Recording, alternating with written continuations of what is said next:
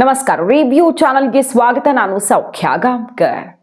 ರಾಜ್ಯದಲ್ಲಿ ಒಂದು ಬೆಚ್ಚ ಬೀಳಿಸುವಂಥ ಘಟನೆ ನಡೆದಿದೆ. ಮತ್ತೆ ಸರ್ಕಾರ ಇದು ಗಮನಕ್ಕೆ ಬಂದ ಮೇಲೂ ಕೂಡ ಕ್ರಮ ತಗೊಳ್ಳಲ್ವಾ ಇವ್ರ ಮೇಲೆ? ನಿಜವಾಗಿಯೂ ಈ ಕೇಸಲ್ಲಿ ಕ್ರಮ ಆಗದೆ ಹೋದ್ರೆ ಅಧಿಕಾರದಲ್ಲಿರೋರೆಲ್ಲ ಕೈ ಕಟ್ಟು ಕುಳಿತಿದ್ದಾರೆ ಅಂತ ಅಂದ್ಕೊಳ್ಬೇಕಾ? ಅಥವಾ ಸರ್ಕಾರ ಇದು ಏನು ನಡೆದ್ರೂ ಕೂಡ ಕೇಳಿಸಿಕೊಳ್ಳದೆ ಕಿವಿ ಕಣ್ಣು ಮುಚ್ಚಿಕೊಂಡಿದೆ ಅಂತ ಅಂದ್ಕೊಳ್ಬೇಕಾ? ಬಹಳ ಬೆಚ್ಚ ಬೀಳಿಸುವಂತಹ ಶೇಮ್ ಇದು, ತಲೆ ತಗ್ಗಿಸುವಂತಹ ಒಂದು ಘಟನೆ ನಡೆದಿದೆ. ಅರೆಸ್ಟ್ ಮಾಡ್ತೀರಾ ಇಲ್ವಾ ಗೃಹ ಸಚಿವರೇ? ಇವರನ್ನ ಅರೆಸ್ಟ್ ಮಾಡ್ತೀರಾ ಇಲ್ವಾ ಮುಖ್ಯಮಂತ್ರಿಗಳೇ? ನೋಡಿ, ಮಾಹಿತಿ ಇಡ್ತಾ ಹೋಗ್ತೀವಿ. ಬಳ್ಳಾರಿ ಆಯ್ತು, ಈಗ ಇನ್ನೊಂದು ಘಟನೆ. ಇದು ಯಾಕೆ ಮರುಕಳಿಸ್ತಿದೆ ಹಾಗಾದ್ರೆ? ನೀವು ಅಲ್ಲಿ ಆಕ್ಷನ್ ತಗೊಂಡಿಲ್ಲ, ಅದಕ್ಕೆ ಇಲ್ಲಿ ಮರುಕಳಿಸ್ತಿದೆ. ಡೀಟೇಲ್ಸ್ ಇರ್ತಾ ಹೋಗ್ತೀವಿ. ಮಿಸ್ ಮಾಡಿದ್ರೆ ನಮ್ಮ ಚಾನಲ್ನ ಸಬ್ಸ್ಕ್ರೈಬ್ ಮಾಡಿ, ಹಾಗೆ ನಿಮ್ಮ ಅಭಿಪ್ರಾಯ ಕಮೆಂಟ್ ಮಾಡಿ ತಿಳಿಸಿ. ಎಸ್ ವೀಕ್ಷಕ, ಬಳ್ಳಾರಿಯಲ್ಲಿ ಜನಾರ್ದನ್ ರೆಡ್ಡಿ ಮೇಲಾಯ್ತೋ ಇನ್ನೊಬ್ಬರ ಮೇಲಾಯ್ತೋ ಅನ್ನೋದು ಇಂಪಾರ್ಟೆಂಟ್ ಅಲ್ಲ. ಆಲ್ರೆಡಿ ಕೇಸ್ ಇರೋ ವ್ಯಕ್ತಿ ಮೇಲಾಯ್ತೋ, ಕೋರ್ಟು ಜೈಲಿಗೆ ಅಲ್ದಾಡ್ದವ್ರ ಮೇಲಾಯ್ತು ಅನ್ನೋದು ಇಂಪಾರ್ಟೆಂಟ್ ಅಲ್ಲ. ಏನಾಯ್ತು ಅನ್ನೋದು ಇಂಪಾರ್ಟೆಂಟಾ? ಏನಾಯ್ತು ಅವತ್ತು? ಬೆಂಕಿ ಹಚ್ತಿದ್ದೆ, ಬೆಂಕಿ ಬೆಂಕಿ ಅಂತ ಹೇಳಿದ್ರು ಕೂಡ ಭರತ್ ರೆಡ್ಡಿ ಮೇಲೆ ಏನೂ ಆಕ್ಷನ್ ಇಲ್ಲ.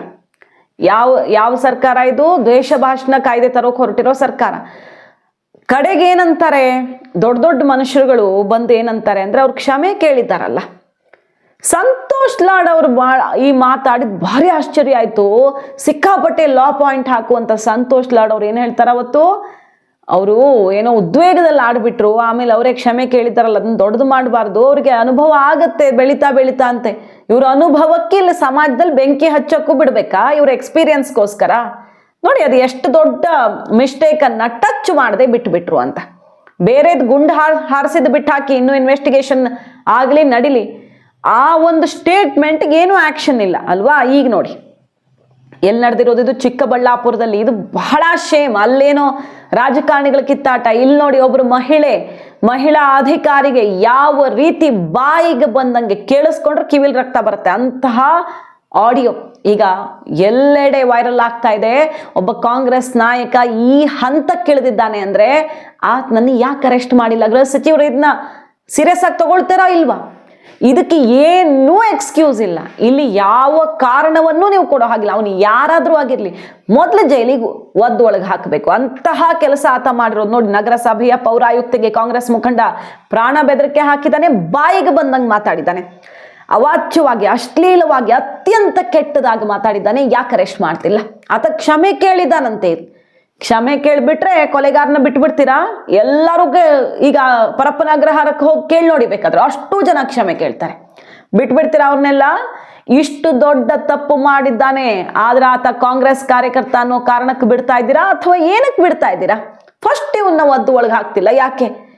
ಅಮೃತಾ ಗೌಡ ಇವ್ರಿಗೆ ಅಧಿಕಾರಿ ಒಬ್ರಿಗೆ ನೋಡಿ, ಕಾಂಗ್ರೆಸ್ ಬಿಜೆಪಿ ಅನ್ನೋದಕ್ಕಿಂತ ಒಬ್ರು ಅಧಿಕಾರಿ, ಪೌರಾಯುಕ್ತೆ ಅಧಿಕಾರಿ ಒಬ್ರಿಗೆ ಜೀವ ಬೆದರಿಕೆ ಹಾಕ್ತಾರೆ. ಅವ್ರ ಕೆಲಸವನ್ನ ಅವರು ಪ್ರಾಮಾಣಿಕವಾಗಿ ಮಾಡಿದ್ದಾರೆ. ಪಾಪ ಬ್ಯಾನರ್ ಹಾಕಿದ್ದಾರೆ, ನಿಯಮ ಬಾಹಿರವಾಗಿ ಅಕ್ರಮವಾಗಿ ಆಕ್ಸಿಡೆಂಟ್ಸ್ ಆಗ್ತಿತ್ತು, ನಮ್ಮ ಎಂಪ್ಲಾಯೀಸ್ ಹೋಗಿ ತೆಗೆದಿದ್ದಾರೆ, ನೀವು ಬಾಯಿಗೆ ಬಂದಂಗೆ ಮಾತಾಡಬೇಡಿ ಅಂತ ಅವರು ದಿಟ್ಟತನದಿಂದ ಉತ್ತರ ಏನೋ ಕೊಡ್ತಾರೆ. ಪಾಪ ಆಮೇಲೆ ಕುಸಿದೋಗ್ತಾರೆ, ಅವರು ಅಳೋಕ್ ಶುರು ಮಾಡ್ತಾರೆ.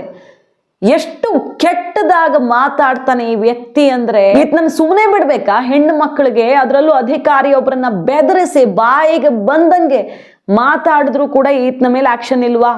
ಶಾಸಕ BN ರವಿಕುಮಾರ್ ವಿರುದ್ಧನೂ ಅವಾಚ್ಯವಾಗಿ ಎಲ್ಲಿ ಮಾತನಾಡಿರೋದು, ನನ್ನ ಬ್ಯಾನರ್ ಬಿಚ್ಚಿ MLA ಬ್ಯಾನರ್ ಹಾಕೋದಿಕ್ಕೋಸ್ಕರ ಮಾಡಿಸಿದ್ಯಾ ನೀನು ಅಂತ ಅಧಿಕಾರಿ ಕ್ಯಾರೆಕ್ಟರ್ ಬಗ್ಗೆ ಕೆಟ್ಟದಾಗ ಮಾತಾಡ್ತಾನೆ. ರಾಜೀವ್ ಗೌಡ KPCC ರಾಜ್ಯ ಸಂಯೋಜಕ ಈತ, ಶಿಡ್ಲಘಟ್ಟ ವಿಧಾನಸಭಾ ಕ್ಷೇತ್ರದ ಪರಾಜಿತ ಕಾಂಗ್ರೆಸ್ ಅಭ್ಯರ್ಥಿ ಈತ. ನಡು ರಸ್ತೆಯಲ್ಲಿ ಅಕ್ರಮವಾಗಿ ಕಟ್ಟಿದ್ದ ಬ್ಯಾನರ್ ಅನ್ನ ಪಾಪ ತೆರವು ಮಾಡಿಸಿದ್ದಾರೆ ಅವರು ಅಧಿಕಾರಿ. ತನ್ನ ಕರ್ತವ್ಯ ತಾನು ಮಾಡಿದ್ದಾರೆ. ಕಾಂಗ್ರೆಸ್ ಮುಖಂಡ ರಾಜೀವ್ ಗೌಡ ಏನ್ ಕೆಟ್ಟದಾಗಿ ಬೈತಾನೆ ಅಂದ್ರೆ, ಕಾಲ್ ಮಾಡಿ ಅಷ್ಟು ಆಡಿಯೋ ರೆಕಾರ್ಡ್ ಆಗಿದೆ. ಅದು ಬೆಂಕಿ ಹಾಕಿ ಸುಟ್ಟು ಹಾಕ್ತೀನಿ ಅಂತಾನೆ. ನೋಡಿ, ಅಲ್ಲೊಂದು ಬೆಂಕಿ ಹಾಕಿ ಸುಟ್ಟು ಹಾಕ್ತೀನಿ, ಆಕ್ಷನ್ ಇಲ್ಲ. ಇಲ್ಲೊಂದು ಬೆಂಕಿ ಹಾಕಿ ಸುಟ್ಟು ಹಾಕ್ತೀನಿ, ಆಕ್ಷನ್ ಇಲ್ಲ. ಈ ಕಾಂಗ್ರೆಸ್ ಮುಖಂಡ ಹಿಂಗ್ ಮಾತಾಡಿದ ಮೇಲೆ ಒಂಥರ ಜೀವ ಬೆದರಿಕೆ.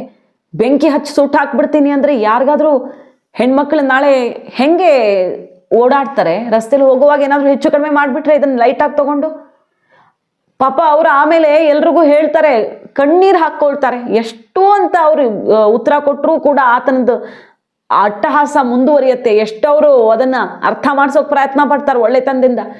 ನೋ, ಏನ್ ದಬ್ಬಾಳಿಕೆ ಈತನದ್ದು ಅಂದ್ರೆ, ಅಧಿಕಾರ ಇರೋ ಪಕ್ಷದಲ್ಲಿದ್ದೀನಿ ನಾನು, ಆಡಳಿತ ಪಕ್ಷದವನು ಅಂತ ಇಷ್ಟು ದಿಮಾಕ್ ತೋರಿಸ್ತಾ ಇರೋದಾ? ಈ ತರ ಆವಾಜ್ ಹಾಕೋವಷ್ಟು ಧೈರ್ಯ ಯಾಕೆ ಬಂತು? ಒಂದು ಜವಾಬ್ದಾರಿ ಇರಲ್ವಾ? ಆಡಳಿತದಲ್ಲಿರೋರ್ಗೆ ಇನ್ನೂ ಜಾಸ್ತಿ ಜವಾಬ್ದಾರಿ ಇರಬೇಕು, ತಮ್ಮ ಸರ್ಕಾರ ಕೆಟ್ಟ ಹೆಸರು ಬರುತ್ತೆ ಅಂತ. ಆದ್ರೆ ಈ ತರ ಬಿಟ್ಟಿದ್ದಾರೆ ಮೇಯೋಕೆ, ಬೇಲಿ ಹಾರಿ ಏನ್ ಬೇಕಾದ್ರೂ ಮಾಡೋಕೆ. ಅಂದ್ರೆ ಆಕ್ಷನ್ ತಗೊಳ್ದೆ ಸರ್ಕಾರ ಇದೆ ಅಂದ ಮಾತ್ರಕ್ಕೆ ಎಷ್ಟು ಕೆಟ್ಟ ಹೆಸರು ಬರಲ್ವಾ ಪಕ್ಷಕ್ಕೆ? ಇದನ್ನೆಲ್ಲ ನೋಡ್ಕೊಂಡು ಇದೇನು ಯಾರೋ ಒಬ್ಬ ಮಾಡಿದ್ದು ಅಂತ ಬಿಡಕ್ಕಾಗಲ್ಲ. ಒಬ್ರು ಒಳ್ಳೆ ಜವಾಬ್ದಾರಿಯುತ ಸ್ಥಾನದಲ್ಲಿರೋ ಹೆಣ್ಣು ಮಗಳು ಅಧಿಕಾರಿ, ಯಾವ ಜಾಗದಲ್ಲಾದ್ರೂ ಇರ್ಲಿ, ಅದು ಇಂಪಾರ್ಟೆಂಟ್ ಅಲ್ಲ. ಬಟ್ ಇಲ್ಲೊಬ್ರು ಅಧಿಕಾರಿಯನ್ನ ಕೆಲಸ ಮಾಡಿದ್ದಕ್ಕೆ ಹೆದರಿಸಿದ್ದಾನಲ್ಲ, ಅದು ತುಂಬಾ ಇಂಪಾರ್ಟೆಂಟ್. ಕುಮಾರಸ್ವಾಮಿ ಅವರು, ಮುಖ್ಯ ಕಾರ್ಯದರ್ಶಿ ಅವರು ಕಾಲ್ ಮಾಡಿದ್ದಾರೆ ಕೇಂದ್ರ ಸಚಿವರು. ಈ ರೀತಿ ಅತ್ಯಂತ ಕೀಳ್ಮಟ್ಟದ ಒಂದು ಕೆಲಸ ಆಗಿದೆ, ಆಕ್ಷನ್ ತಗೊಳ್ತಿರೋ ಇಲ್ವೋ ಅಂತ ಕೇಂದ್ರ ಸಚಿವರು ಕೂಡ ಕಾಲ್ ಮಾಡಿ ಮಾಹಿತಿ ಕೊಟ್ಟಿದ್ದಾರೆ. ಸರ್ಕಾರಕ್ಕೆ ಸಂಪೂರ್ಣ ಮಾಹಿತಿ ಇದೆ. ಈಗ ಮಹಿಳಾ ಅಧಿಕಾರಿ ಜೊತೆ ಇಷ್ಟು ಅಸಭ್ಯ ವರ್ತನೆ ಮಾಡಿದ್ದಾನಲ್ಲ, ಈತನನ್ನ ಗೃಹ ಸಚಿವರು ಅರೆಸ್ಟ್ ಮಾಡಿಸದೇ ಇದ್ರೆ ಮಾತ್ರ ಇದಕ್ಕಿಂತ ಶೇಮ್. ಹೆಣ್ಣು ಮಕ್ಕಳನ್ನ ಇಷ್ಟು ಕೀಳಾಗಿ ನಡೆಸ್ಕೊಂಡ್ರು, ಅವ್ರ ಮೇಲೆ ಆಕ್ಷನ್ ಇಲ್ಲ ಅಂದ್ರೆ ಇದಕ್ಕಿಂತ ಶೇಮ್ ಇನ್ನೊಂದಿಲ್ಲ. ಹಲೋ ಮೇಡಮ್, ಅದು ಬ್ಯಾನರ್ ಬಿಚ್ಚಕ್ಕೆ ಹೇಳಿದ್ರ? ಇಲ್ಲ ಸರ್, ಅದು ಒಂದ್ ಬ್ಯಾನರು ಆ ರೋಡ್ ಕೋಟೆದಲ್ಲಿ ಮಧ್ಯದಲ್ಲಿ ಹಾಕ್ಬಿಟ್ಟಿದ್ರಂತೆ. ಅದೇನೋ ಗಾಡಿಗಳಿಗೆ ಗುದ್ಕೊಂಡು ಹೋಗ್ಬಿಟ್ಟಿದ್ದಾರೆ, ಅವ್ರು ಯಾರೋ ಪಬ್ಲಿಕ್ ಕಂಪ್ಲೇಂಟ್ ಮಾಡ್ತಾ ಇದ್ರು ಅಂದ್ಬಿಟ್ಟು ನಾನು ಅಪ್ಸರ್ ಅವ್ರಿಗೆ ಹೇಳಿದ್ದೆ, ಸರ್ ಒಂಚೂರು ಸೈಡ್ ಅಲ್ಲಿ ಕಟ್ಕೊಳಕ್ ನಮ್ ಹೇಳಿ. ಬ್ಯಾನರ್ ಏನೋ ಬಿಚ್ಚಿದಿರಿ ಅಂತಂದ್ರೆ ಬಂದ್ ಬೆಂಕಿ ಹಚ್ಚಿಬಿಡ್ತೀನಿ ಅಷ್ಟು ಹೇಳಿದೀನಿ. ನಾನು ಇನ್ನ ಒಳ್ಳೆತನ ನೋಡಿದಿರಿ, ಕೆಟ್ಟತನ ನೋಡಿಲ್ಲ. ಸರ್ ಒಂದ್ ನಿಮಿಷ, ಬ್ಯಾನರ್ ಬಿಚ್ಬಿಟ್ಟದು ಆಫೀಸ್ ಅಲ್ಲಿ ಇದೆ ಸರ್, ಅದನ್ನ ಮಧ್ಯದಲ್ಲೆಲ್ಲ ಕಟ್ಟಿದ್ದಾರೆ, ಆಕ್ಸಿಡೆಂಟ್ ಆಗಿದೆ ಅಂತೆ. ತರ ತಿಳ್ಕೊಂಬೇಡಿ ನನ್ಗೆ. ಸರ್ ಒಂದ್ ನಿಮಿಷ ಕೇಳಿ, ಅದು ಆಕ್ಸಿಡೆಂಟ್ ಆಗಿದೆ ಸರ್, ಪಬ್ಲಿಕ್ ಇಂದ ಕಂಪ್ಲೇಂಟ್ ಬಂದಿದೆ. ಕಂಪ್ಲೇಂಟ್ ಬಂದ್ರೆ ಬ್ಯಾನರ್ ಹೆಂಗ್ ಕೀಳ್ತೀರಿ? ಬ್ಯಾನರ್ ಕಿತ್ತಿಲ್ಲ ಸರ್, ತೆಗ್ಬಿಟ್ಟು ಅದು ಆಫೀಸ್ ಅಲ್ಲಿ ಇಟ್ಟಿದ್ದಾರೆ. ನಾನು ಯಾವನ್ ಬಿಚ್ಚಿದ ಕಟ್ಸಿದ್ರೆ ಸರಿ, ಇಲ್ಲ ಅಂದ್ರೆ ನೋಡ್ತೀನಿ ನಾನು ಏನು ಅಂತ ಆಮೇಲೆ ತಂದೀಗ. ಹಂಗೆಲ್ಲ ಮಾತಾಡ್ಬೇಡಿ, ಅದ್ ನಮ್ ಎಂಪ್ಲಾಯೀಸ್ ಗಳು ಬಿಚ್ಚಿರೋದು, ಅಲ್ಲಿ ಆಕ್ಸಿಡೆಂಟ್ ಆಗಿದೆ, ಅದಕ್ಕೆ ತೆಗ್ದಿಟ್ಟಿದ್ದಾರೆ ಸರ್ ಆಫೀಸ್ ಅಲ್ಲಿ. ಅದನ್ನ ಕಲೀಸ ತಿಳ್ಕೊಂಡ್ರೆ ಮನುಷ್ಯ ಅಲ್ಲ, ನಾನು ಹೇಳಿರ್ತೀನಿ. ಈಗ ಎಲ್ಲ ಕರ್ಕೊಂಡ್ ನಮ್ಮ ನಾಳೆ ಬಿಟ್ಟು ಓಡ್ಬಿಡ್ಬೇಕು ತಾಲೂಕಾ ಕೆಲಸ ಸರ್. ನೋಡಿ, ಅವರು ಫಸ್ಟ್ ಪರ್ಮಿಷನ್ ಅಪ್ಲೈ ಹೇಳಿ, ಏನು ಮಾಡಿಲ್ಲ. ಬ್ಯಾನರ್ ಇಲ್ಲಿಗಲ್ ಕಟ್ಬಿಟ್ಟು ಹೋಗಿದ್ದಾರೆ, ಅದ್ ಅಟ್ಲೀಸ್ಟ್ ಸೈಂಟಿಫಿಕ್ ಆಗೂ ಕಟ್ಟಿಲ್ಲ ಸರ್. ಮಧ್ಯ ರೋಡ್ ಅಲ್ಲಿ ಕಟ್ಟಿದ್ದಾರೆ, ಆಕ್ಸಿಡೆಂಟ್ ಆದ್ರೆ ನಾವು ರೆಸ್ಪಾನ್ಸಿಬಲ್ ಆಗಿರ್ತೀವಿ ಅದಕ್ಕೆ. ನೀವು ಅಲ್ಲಿ ಅವ್ರಿಗೆ ಫಸ್ಟ್ ಆಫ್ ಆಲ್ ಅವ್ರ ಪರ್ಮಿಷನ್ ಕೊಟ್ಟೆ, ಅದ್ ತಗೊಂಡೇ ಇಲ್ಲ. ಅವರು ಕಟ್ಟಿದಾರಲ್ಲ, ಪರ್ಮಿಷನ್ ಕೊಟ್ಟಿದಾರಲ್ಲ. ಯಾರು ಕೊಟ್ಟಿದ್ದಾರೆ ಸರ್? ಅಪ್ಲಿಕೇಶನ್ ಲೆಟರ್ ಕೊಟ್ಟಿಲ್ಲ, ಮಧ್ಯದಲ್ಲಿ ಕಟ್ಟಿದ್ದಾರೆ, ಆಕ್ಸಿಡೆಂಟ್ ಆಗಿದೆ, ವಿ ಆರ್ ರೆಸ್ಪಾನ್ಸಿಬಲ್. ಏನಾದ್ರು ಆಯ್ತು ಅಂದ್ರೆ ನಮ್ಮವ್ರು ಜೈಲ್ಗೆ ಹೋಗ್ತಾರೆ ಸ್ಟಾಫ್ಸ್ ಗಳು. ರೆಸ್ಪಾನ್ಸಿಬಿಲಿಟಿ ತಗೊಳ್ಳಿ. ಅಲ್ಲಿ ಬೆಳಿಗ್ಗೆ ಬಂದ್ ಎಲ್ಲ ಕೌನ್ಸಿಲ್ ಎಬ್ಬರ್ಸಿ ಅವರೇ ಹೆದರಿದ್ದಾರೆ ಅಂಡ್ ಅವ್ರಿಗೆ ನೋವು ಕೂಡ ಆಗಿದೆ. ಸೊ ಈ ಹೆದರಿಕೆ ಇರೋ ವಾತಾವರಣದಲ್ಲಿ ಕೆಲಸ ಮಾಡೋದು ಕಷ್ಟ ಆಗುತ್ತೆ. ನಿರ್ಭೀತಿಯಿಂದ ಕೆಲಸ ಮಾಡಬೇಕು, ಆ ಎನ್ವಿರಾನ್ಮೆಂಟ್ ಇರಬೇಕು. ಬಟ್ ಇಲ್ಲಿ ಹಂಗೆ ಹೆದರ್ಸ್ಕೊಳ್ಳೋದು ಈ ಥರ ಆಯಿತು ಅಂದರೆ ಸ್ಟಾಫ್ಸ್ಗಳು ಹೆದರಿದ್ರೆ ಕೆಲಸ ಮಾಡೋದು ಕಷ್ಟ ಆಗುತ್ತೆ sir. So they also want a supporting environment.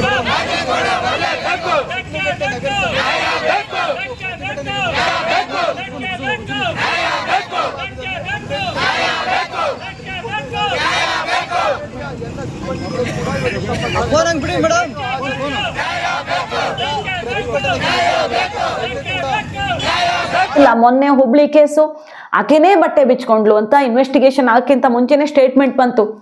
Okay, ಆ ಕೇಸ್ ಬಿಟ್ಟಾಕಿ, ಅದು ನಿಮಗೆ ಸೀರಿಯಸ್ಸೇ ಅಲ್ಲ ಅಂದ್ರೆ ಬಿಟ್ಟಾಕಿ, ಇನ್ವೆಸ್ಟಿಗೇಷನ್ ಆಗಲಿ, ಆಕ್ಷನ್ ಯಾರ ಮೇಲೆ ಆಗಬೇಕೋ ಆಗಲಿ. ಇಲ್ಲಿ ಸಾಕ್ಷಿ ಸಮೇತ ಇದೆ, ಅಧಿಕಾರಿಯನ್ನ ಬೆದರಿಸಿರುವಂಥ ಒಂದು ಸಾಕ್ಷಿ ಇದೆ. ಯಾಕೆ ನೀವು ಅರೆಸ್ಟ್ ಮಾಡ್ತಿಲ್ಲ, ತಡ ಮಾಡ್ತಿದ್ದೀರಾ ಯಾಕೆ? ಇದು ಸಣ್ಣ ವಿಷಯ ಅಂತೂ ಅಲ್ಲ. ಸರ್ಕಾರ ಈ ವಿಚಾರದಲ್ಲಿ ಎಚ್ಚೆತ್ತುಕೊಳ್ಳದೆ ಹೋದ್ರೆ ಹೆಣ್ಣು ಮಕ್ಕಳು, ರಾಜ್ಯದ ಹೆಣ್ಣು ಮಕ್ಕಳು ಸುಮ್ಮನೆ ಇರೋದಕ್ಕಾಗತ್ತಾ? ಯಾರಾದ್ರೂ ಆಗಿರ್ಲಿ, ಇಷ್ಟು ಕೆಟ್ಟದಾಗಿ ಅಧಿಕಾರಿಯನ್ನ ಹೆದರಿಸ್ತಾರೆ ಕಾಂಗ್ರೆಸ್ನ ನಾಯಕರುಗಳು ಬಂದು ನಾಳೆ ಅಂದ್ರೆ ಈ ರಾಜ್ಯದಲ್ಲಿ ಏನೂ ಕೆಲಸ ನಡೆಯಲ್ಲ. ಹಾಗಾದ್ರೆ ಕಾಂಗ್ರೆಸ್ ನಾಯಕರಿದ್ದಾರೆ ಅಂದ್ರೆ ಅಲ್ಲಿ ಅವ್ರು ಹೇಳ್ದಂಗೆ ಕುಣಿಬೇಕು ಅಧಿಕಾರಿಗಳು ಅನ್ನುವಂಥ ಪರಿಸ್ಥಿತಿ ಬಂದು ಹೋಯ್ತಾ ನಮ್ಮ ರಾಜ್ಯದಲ್ಲಿ.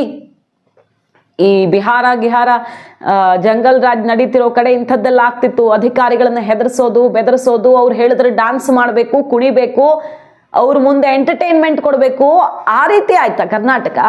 ಕಾಂಗ್ರೆಸ್ ನಾಯಕರು ಇದ್ದಾರೆ ಅಂದ್ರೆ ಅವ್ರು ಅಕ್ರಮವಾಗಿ ಏನು ಮಾಡಿದ್ರು ಅದಕ್ಕೆ ಆಕ್ಷನ್ನು ತಗೊಳ್ಳದೆ ಅಧಿಕಾರಿಗಳ ಕೈ ಕಟ್ಟು ಕೂರ್ಬೇಕು. ಅದರಲ್ಲೂ ಹೆಣ್ಣು ಮಕ್ಕಳಾಗಿ ಏನಾದರೂ ಅಧಿಕಾರಿಗಳು ಕೆಲಸ ಮಾಡಿದ್ರೆ ಅವ್ರಿಗೆ ಬಾಯಿಗೆ ಬಂದಂಗೆ ಬೈತಾರೆ, ಬಯಸ್ಕೊಳ್ಬೇಕು. ಹೌದಾ?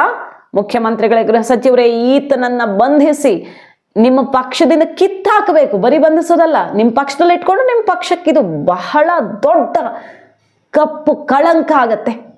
ಹಾಗಾಗಿ ಪಕ್ಷದಿಂದ ಏನು ಆಕ್ಷನ್ ಆಗತ್ತೆ ಅದು ಅವ್ರಿಗೆ ಬಿಟ್ಟಿದ್ದು. ಆದರೆ ಲೀಗಲಿ ಅಂತೂ ತಗೊಳ್ಳೇಬೇಕು. ಇದು ಎಲ್ಲರಿಗೂ ಸಂಬಂಧಪಟ್ಟದ್ದು. ಮಾಹಿತಿ ಇಷ್ಟ ಆಗಿದ್ರೆ ಮಿಸ್ ಮಾಡದೆ ನಮ್ಮ ಚಾನಲ್ನ ಸಬ್ಸ್ಕ್ರೈಬ್ ಮಾಡಿ. ನಿಮ್ಮ ಅಭಿಪ್ರಾಯ ಈ ಘಟನೆಯ ಬಗ್ಗೆ ಕಮೆಂಟ್ ಮಾಡಿ ತಿಳಿಸಿ. Thank you.